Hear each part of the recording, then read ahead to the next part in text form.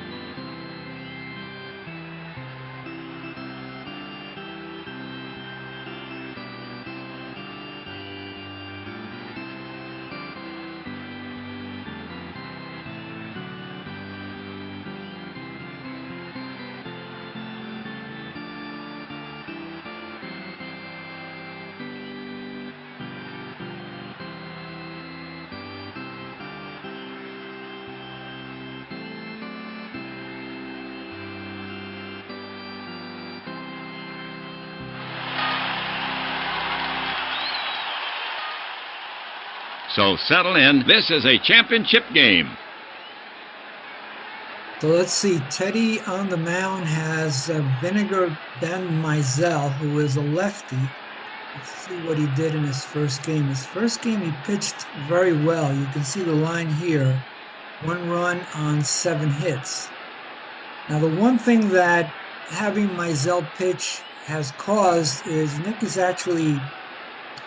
He took Dave Justice. Nick's team, his manager, took David Justice out of the lineup because Justice is a lefty, and put in Rusty Torres, who is a very, very weak hitter.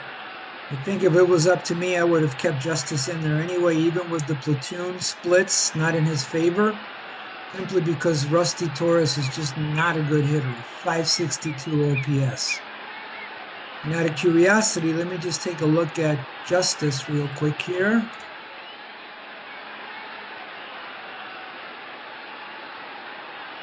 There he is. Actually, never mind. Justice is worn out, and that's the reason why he's not in the game. So he's tired and really out of commission for this game anyway. So Torres is the right move then. All right, here we go. And we'll take a look at Nick's pitcher in the bottom of the inning.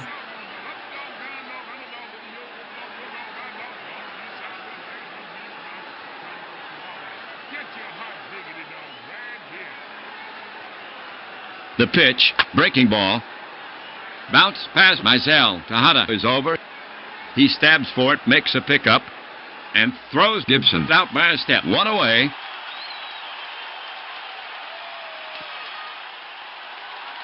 The pitch from Mizell. He pops him up. Back of second. Mazeroski settles under it. Piece of cake. 2 down. The pitch. Right by him. 3 down.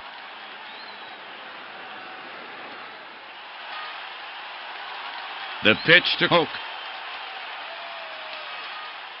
Hit deep to right field. It's got plenty of carry. Is it fair or foul?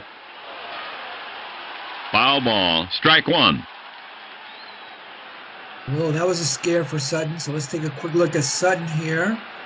Um, if you recall, Sutton had pitched a really good game for Teddy, I believe, in game 3. He was cruising along, had just been promoted to a grade 19 from a grade 14. And then Buck Miller decides to bring in Brian Holt, and he just didn't have it. And Teddy ends up losing that game, that crucial game 2, when Nick's team scored 3 runs in the top of the 8th, even though Sutton was cruising along. So let's see what Sutton does in this game.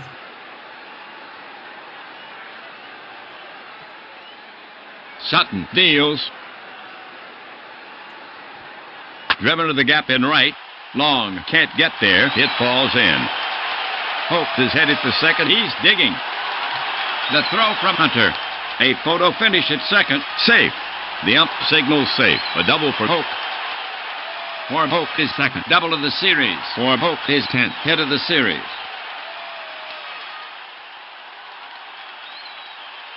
Sutton working on Hoke to hold him close. He doubled to lead it off. Sutton comes to him. Over but low. And Skinner takes first. And that sets up the double play. The runners take their lead. Quick move to the plate. Off-speed delivery. Smith chases it. He's out of there. 1 down.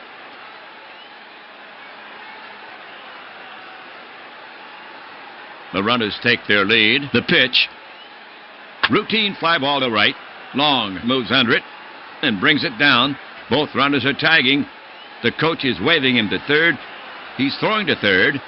And the runners safe easily. Skinner retreats and holds first. The runners take their lead. Quick move to the plate. High fly ball to right. Long going back. He waits on it and hauls it in. That's 3 away. All right, well, 2 runners get on base with nobody out, but Sutton shuts things down after The pitch. Swung on, hit to Torres in deep left. He's back. Plenty of room. Takes a couple of steps to his left and brings it in. 1 away.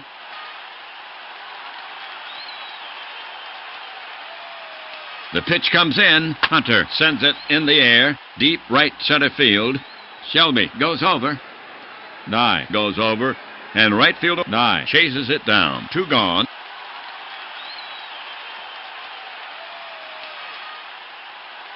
Mizell into the wind. Banged to left center. Base hit. Infante rounds first and holds with a single. For Infante, his 4th hit of the series.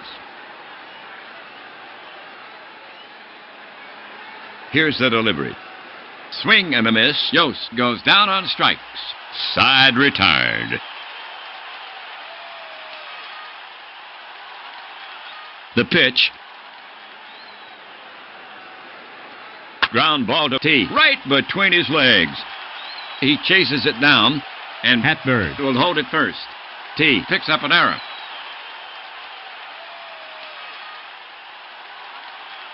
The pitch. Swung on. Big K. And Mazeroski is retired. 1 away.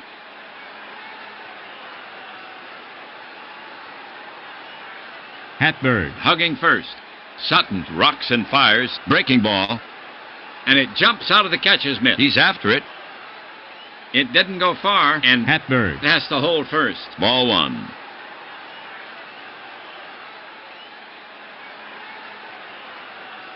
The pitch, swung on. 1 hop of the second, shovels to Kessinger for 1. Back to first. Double play. The pitch. Long started the swing. Did he hold up? They check with the third base ump. A base on balls for Long. The pitch. Punch to the left side. Hoke is over. He cuts it off and throws to second. Out. Over to first. No, he's taken out by the runner. No throw.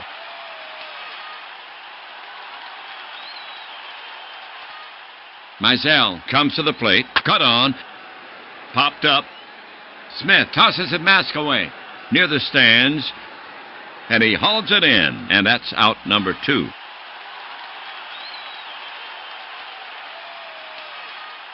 The pitch swung on and missed. He struck him out.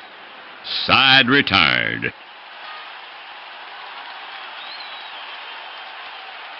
Sutton kicks and deals. Torres hits it in the air to fairly deep right field. Long is over. And so is the at-bat from Torres. 1 away.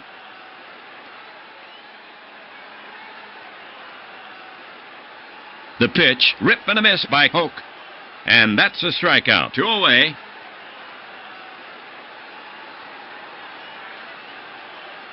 Here's a pitch from Sutton. Popped up. Back toward the screen. Yost throws off his mask. It's playable. And he covers it. 3 away.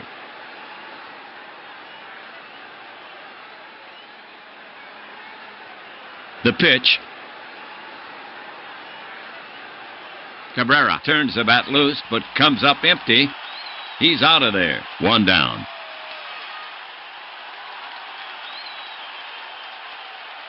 The pitch. Long fly to center. Shelby. He's going. He reaches out. He makes a catch. 2 gone. Mizell fires it in. A whiff. That's 3 away.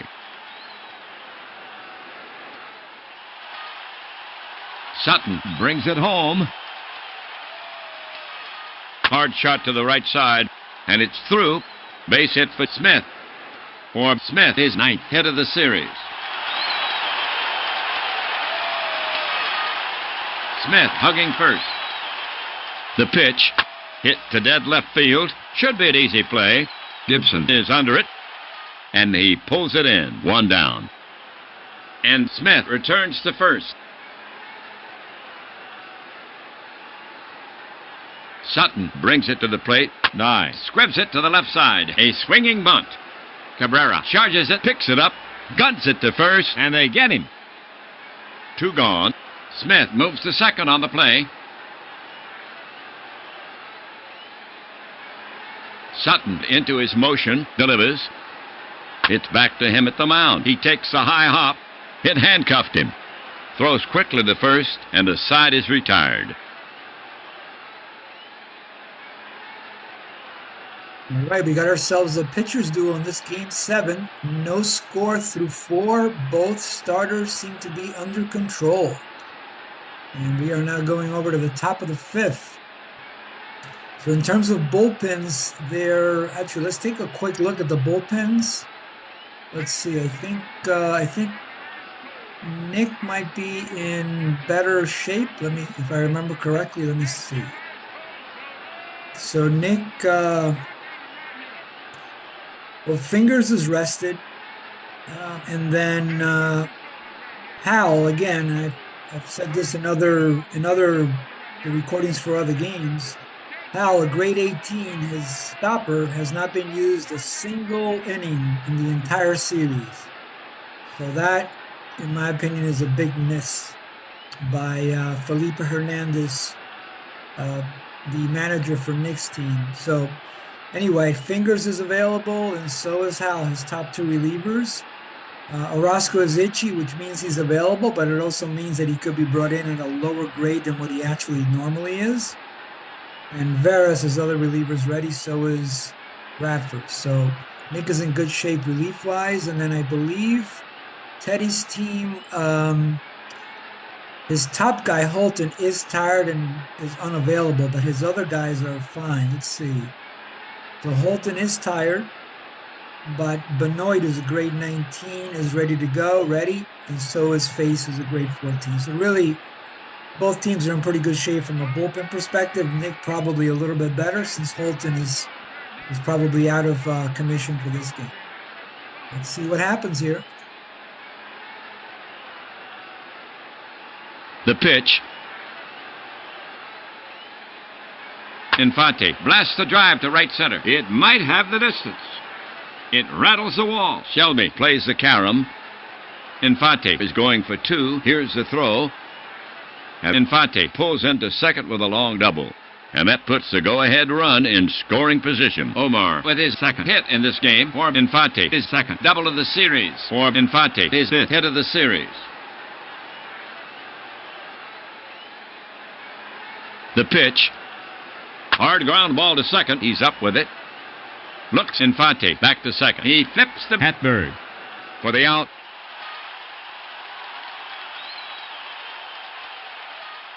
Mizell brings it to the plate. Swung on. Softly hit line to center. Here comes Shelby. He makes the running catch. Steals a hit from Long. Infante held up, and now he tags. But the coach flashes the stop sign as the throw comes in. Nice catch by Shelby. The pitch hit like a shot. Mazeroski waves on it, but it's by him into right. Infante is around third. They're waving Infante in. Here comes a throw home. Here's a play at the plate. And he's safe.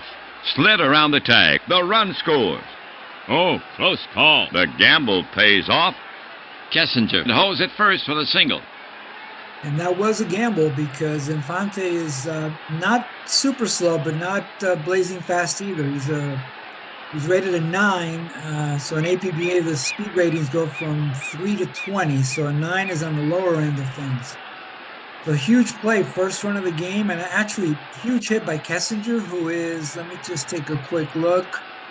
Yeah, without a doubt the weakest hitter in Teddy's lineup. So clutch hit by Kessinger.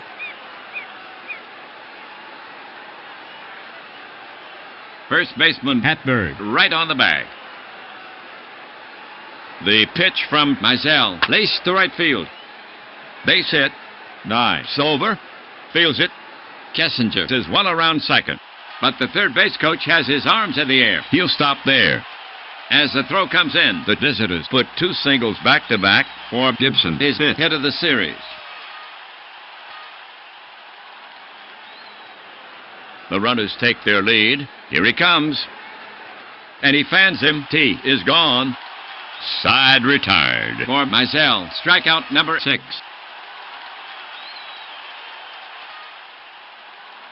Sutton with the pitch. Upstairs with a fast one. Mazeroski doesn't offer. And Sutton gets the call. He's out on strikes. 1 away. Now Sutton pitches. It's a ground hugger to short. Kessinger gloves it and easily throws out Shelby. 2 away.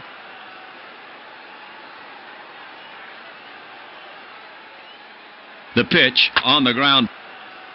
Back through the box. Infante gloves it.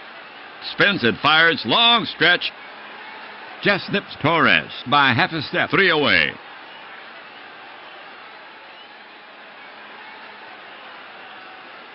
Mizell deals. Grounded to second. He's there. Plenty of time. Notch 1.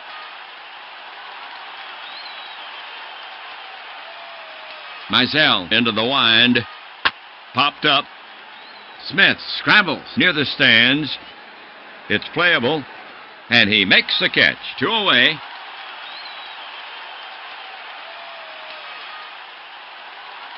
He lets one go. Popped up. Back toward the screen. Smith throws off his mask. It's playable. And he covers it to retire the side.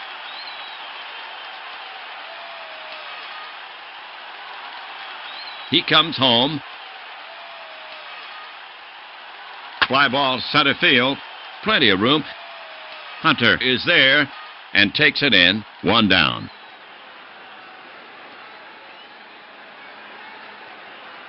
The pitch. Swung on. A blast to center. Hunter runs straight back. Turns and reaches.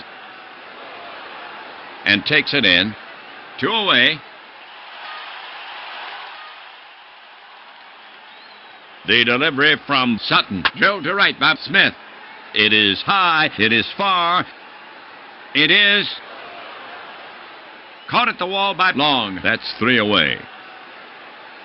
Oh, that was close. That was close. Smith gave it a ride, but not quite far enough. Could have tied it up. The offering to Infante.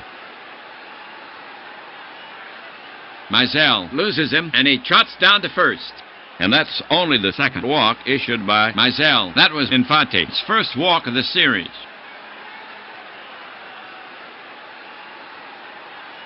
The pitch, hit deep. Shelby takes 3 steps to his right, backs. He squeezes it, 1 down. And Infante gets back safely. Now the delivery. Long shoots it toward short. Tejada stops it on the first hop, flips it to Mazeroski for 1. Over to first. Safe by a step, but they get the lead runner.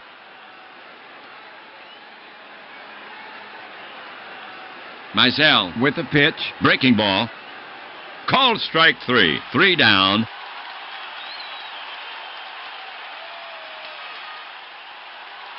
Here comes the pitch.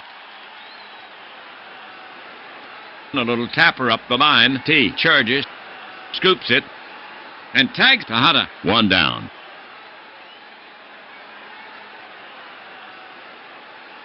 He brings it home, driven to the gap in right. Long can't get there. It falls in. Nye is headed for second. He's digging. The throw from Hunter. A photo finish at second. Safe. The ump signals safe. A double for Nye. The tying run is now at second base. For Nye. His second double of the series. For Nye. His 7th hit of the series.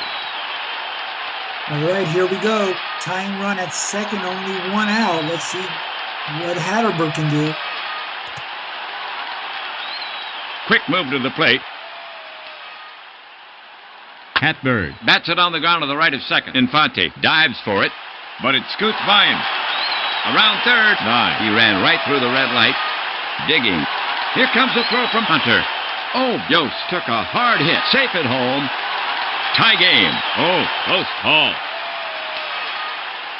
The gamble pays off.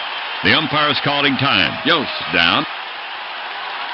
He's really suffering out there. They'll have to call for a stretcher. He's probably gone for the series. And he gets a big hand from the crowd. The report from the clubhouse. Visitors catcher Yost. Injured for 33 days. What? Oh, sorry, I didn't tell you what happened to the batter. Hatberg has to hold first. Wow, what a play. So, obviously we have a tie game now. Clutch hit by Hatterberg. And that was a risk because Dye is only a 9-runner. Again, the ratings or speed in APBA are from a 3 to a 20. The 9 is sort of like mid-range. But Hunter's arm is a 35, which is a very strong arm. But again, this deep in the game, you have to take the gamble. And you have to send it. Huge play.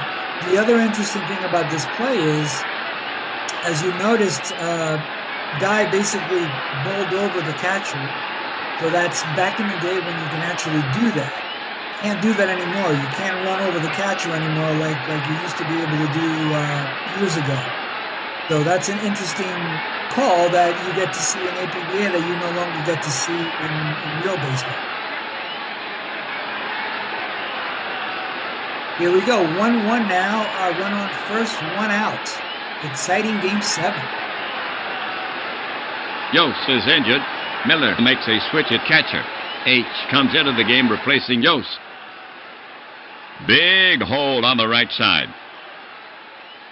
Now the delivery. Whacked it into right field.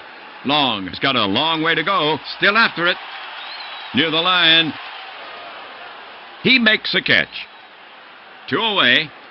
Hatberg hurries back to first as the throw comes in. Big catch by Long. Here comes the pitch. Swing and a miss. Hang up a K for Sutton. 3 down. All right, here we go. 1-1, top of the 8th. The offering to Gibson. Gibson wraps it to the right side. Mazeroski ranges to his left. A quick peg to first. And Gibson is retired. That's 1.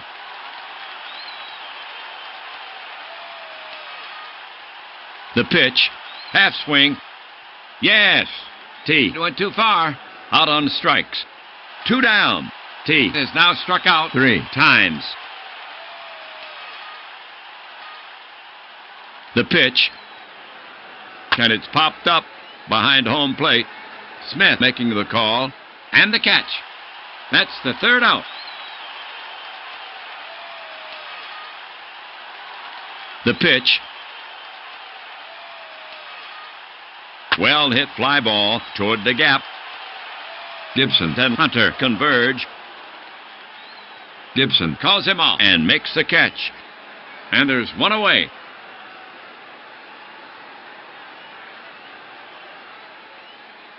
It's a long fly ball to center field. Hunter got a late start. He's running back. Still after it. And makes the catch in the webbing. 2 away. Wow, another great catch. The pitch, breaking ball. Cut on and missed. Skinner goes down swinging. Side retired. Here we go, top of the 9th. Mizell still in there. Mizell to the wind. Ooh, Money flails the air, but fails to make contact with the wall. He heads back to the bench. That's 1. The pitch. It's a ground hugger to short. Tejada gloves it and easily throws out Hunter. That's 2.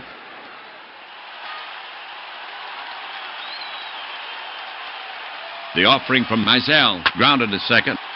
He's there. Plenty of time. 3 down. All right, here we go. Bottom of the 9th. Game 7. Doesn't get any better than this. 1-1. Can Nick's team pull it out? We shall see. Don Sutton's still in there. It looks like Buck Miller, Teddy's manager, doesn't want to risk the mistake that he made in Game 3, pulling Sutton out when Sutton was pitching great. So in this scenario, he is keeping Sutton in there. Let's see what happens. The pitch. Wide by a hair. Free ticket to first from Smith. And Sutton has walked the winning run. And that's only the 2nd walk issued by Sutton. Quick move to the plate. Swung on. It's a long fly ball to left field. Going. Gone. Oh! It's all over. 2-run shot for Tejada. Walk-off trots two-run around the homer. bases. He loves a trip downtown. He's greeted at the plate. Which is fitting in a sim and in a traditional World Series where Bill Mazeroski is playing. It's fitting that there should have been a walk-off home run. Miguel Tejada with a walk-off winning 2-run homer. And Nick takes the series 4-3. Wow, what an awesome Game 7. Let's take a look at the box score for this game, and then we'll actually look at the stats for the whole series as well. Wow, what an exciting game.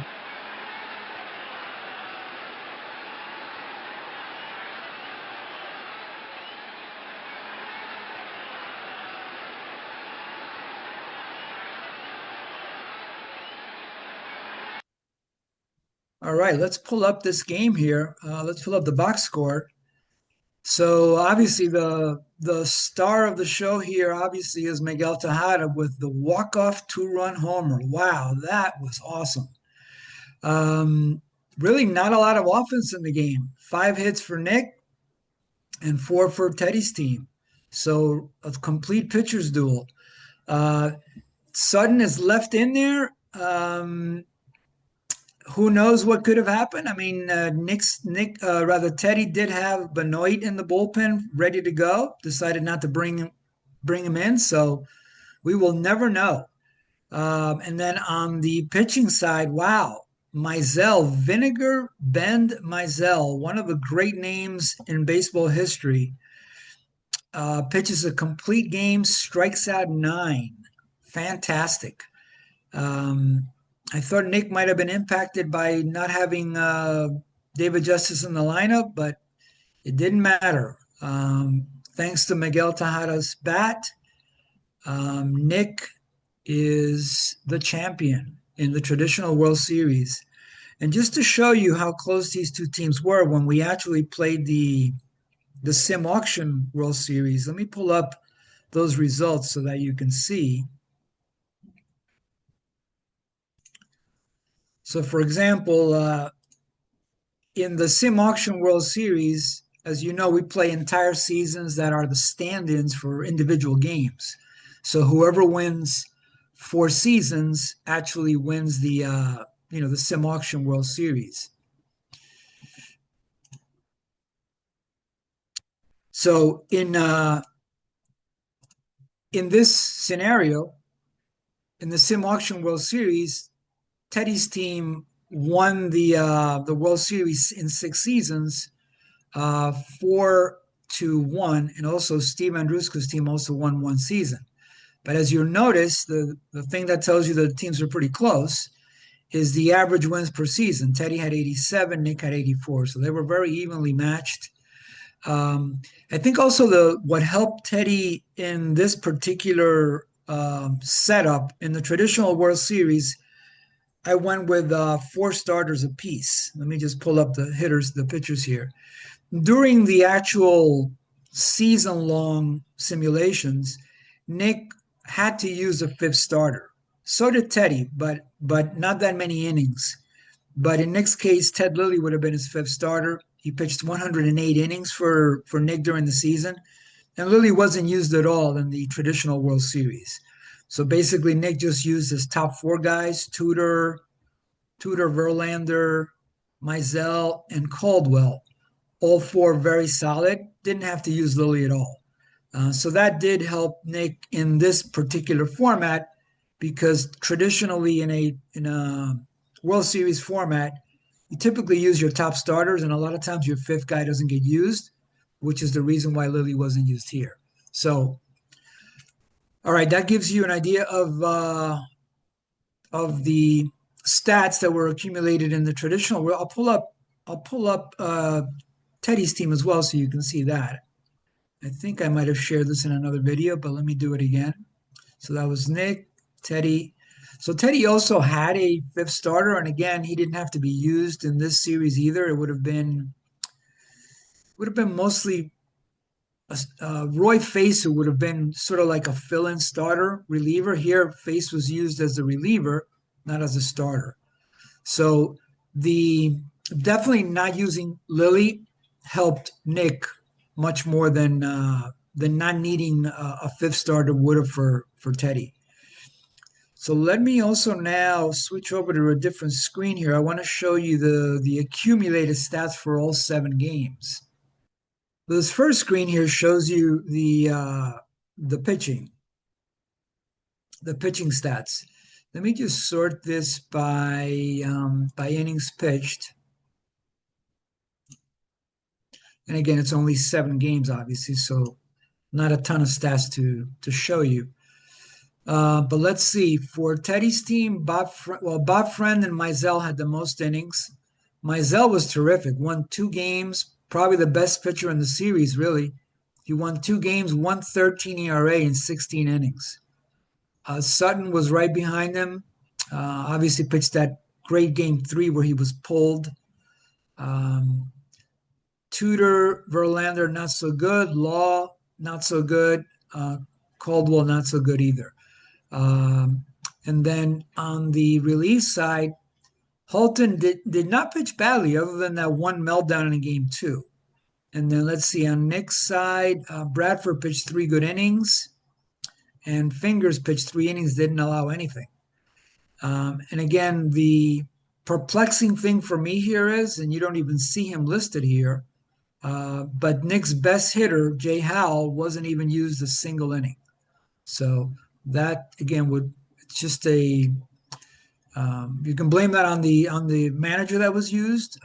It's possible that another manager would have used Howell, but Felipe Hernandez Jr., one of the APBA micromanagers, probably not one of my favorites. All right, that covers the pitching. Let's take a look at the hitting here. This first screen shows you the qualitative hitting, which I typically sort by OPS. Let's do that. Let's see.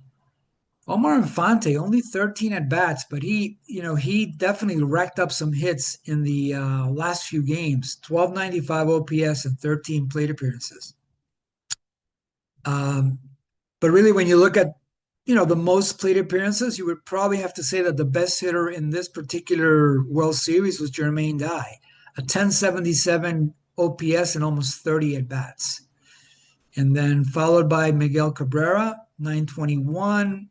Mark Ellis, 921 also. And then let's see, Tejada, 866, the hero for Nick's team. Hoke, 838. Smith was excellent as well. I'm seeing a lot of Knicks guys up here towards the top. We're going to see how that summarizes in a minute. So, but definitely up at the top. Best hitters in this particular series were Dye and Cabrera, and of course we have to put in Tejada in there as well, and Ellis. All right, that's the qualitative. Let's look at the quantitative stuff. We'll sort this by, I guess we'll sort it by home runs. Let's see, Dye hit 3 homers. So did Cabrera. RBIs, let's see, Tejada leading with 8. Money had 7, actually. For some reason, I totally forgot about Money, 7 RBIs, so that was nice. And Hatterberg also had 7 RBIs. And then let's see. Okay, that covers the quantity stuff. I didn't think we had a lot of stolen bases. Let's see. We had Iglesias stole 2, and Shelby stole 2. Those were the only guys with more than 1. And then let's take a look at the summary, which is always fun to look at here.